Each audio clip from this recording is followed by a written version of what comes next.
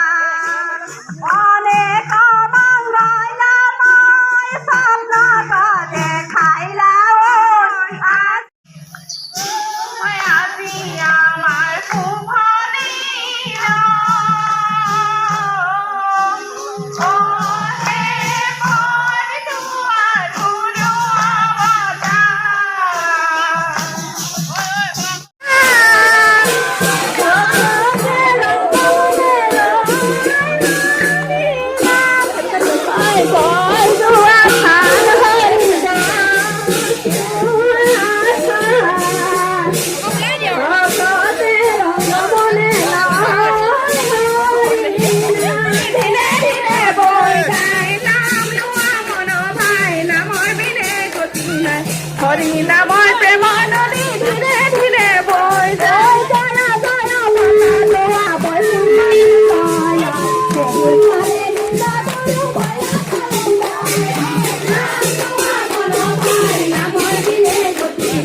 হৰি নামৰ প্ৰেমৰ নদী ধীৰে ধীৰে বৈ যায়, পানী পাত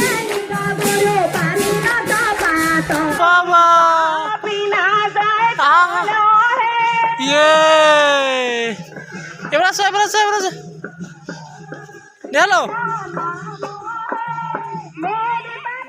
ওলাই ৰেডি নামঘৰলৈ যাবলৈ।